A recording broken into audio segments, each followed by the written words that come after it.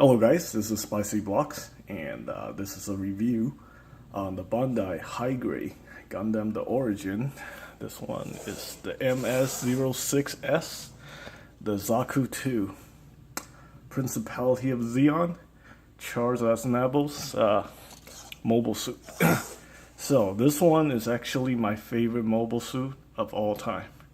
I actually remember watching this on TV when I was a little kid over in Asia, and yeah, I always liked the look of the Zeon's mobile suit over the RX-78, and this one happens to be just my favorite, and it's really nice. Bandai actually re-released this version in high grade in the year 2015. So let's take a look at the box. So right here, 2015, made in Japan. Here's the back of the box. Very cool.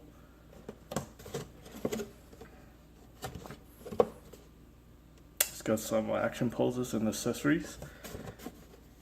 And yeah, this is Char, one of the main villain, or the main villain for the original Gundam series. Alright, so let's get that out of the way. Take a look at the Zaku, or the Zaku 2. He's a very interesting figure. I mean, all the Zeon mobile suits have a very similar feature. I feel like I was actually building like one of the camper, or again. But yeah, this one's actually really cool. And as you can see in the Neo Zeon, the Sinanju is the MSN-06S. So obviously something was inspired by this mobile suit. I think this one went on to become the Sazabi, and then eventually the Sazabi's design carried over to the Sinanju. And yeah, so let's talk about accessories. So with this mobile suit, the Zaku 2, you get this gigantic sniper rifle, which looks amazing. And yeah, it's attached to the arm, the forearm, using this trigger grip right here. Very nice. And then it's got this detachable scope, which is very cool. Now, I had to address something about these high-grade kits. Well, these are the high-grade kits that came a long way since the 90s. I remember having some of the 90s mobile suit Gundam kits, and the figure just don't want to stand up. They like to just fall over because the joints were like really, really weak, and they would just fall over, and as they fall off the shelf, they would just like fall apart. So they're super fragile. But these high grades are actually super solid. I mean, I'm actually really surprised. I went on and start out with the real grades, and I feel like the inner frame on the real grades made the figure a lot more solid. But after experiencing with the Sinanju and even the Astray red frame, I feel like the high grade kits are just good. It's pretty much good enough for anyone. Their details are actually really good too. This is surprising. So for around like 12 to 15 bucks, it's well worth its money. So yeah, they're very structurally sound. They're not just gonna fall over and and fall apart on you. And yeah, so I actually changed my mind. I actually prefer getting more of these high grades over the real grades. Yeah, because these are a lot easier to build, and the amount of detail is good enough. So you don't actually need to spend all that money on the real grade and spend all the time building it, when you can just settle with the high grade and get yourself a couple more of these with the money. Alright, and so enough talk, let's continue with the review. So you have this very nice looking rocket launcher, and with a removable magazine. If I can get this out. Yeah, so you can attach the magazine onto here, like so. Also got a scope, which you can adjust. And I also have a handle, so you can have this weapon being held with both hands.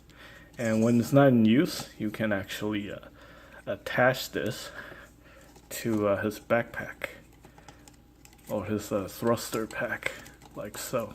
You have this attachment piece right here, and you can see we got extra magazines right here. And he also have 2 of these hands, very cool. And his signature weapon, well, one of his signature weapon. This thing's called a Heat Hawk, like a Tomahawk, but it's a Heat Hawk. And I guess it's powered by like heat, I guess. And yeah. Alright, so we got the sniper rifle, which is very nicely attached to one of the grippy hands. So take this out of the way and attach this hand right here, so he can hold on to his Heat Hawk.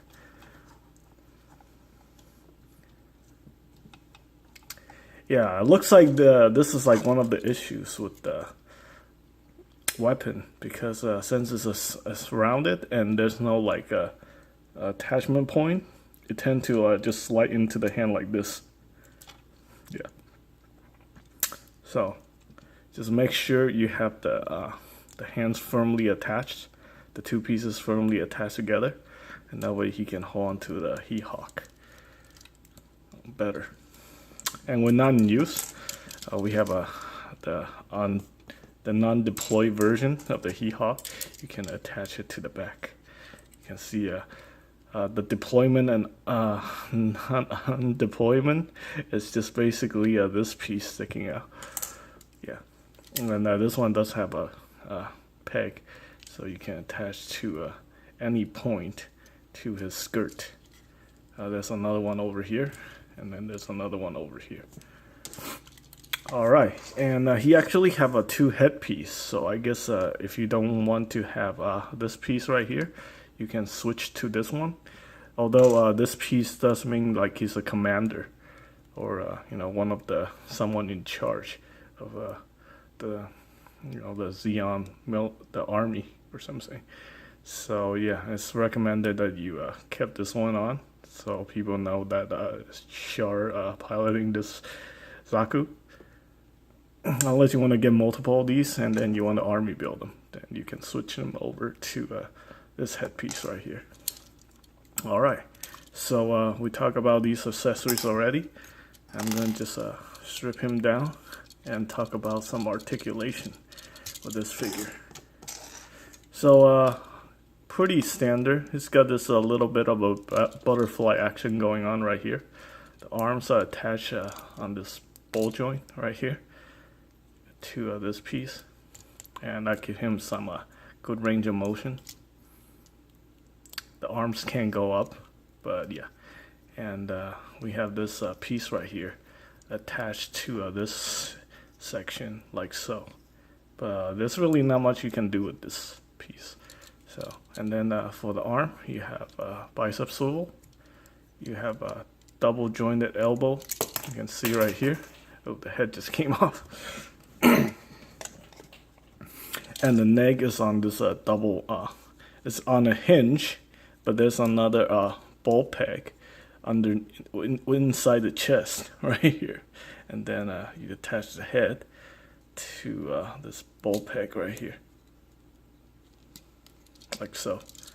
So you can get some pretty decent motion or movement with the arm. Double jointed elbows, very cool. And the hands on the ball peg, which you can swap out. Same thing with the other arm. And this armor piece here is also on attached to a ball peg right here, so you get some decent movement on that too. You can move the arm like this. It's like a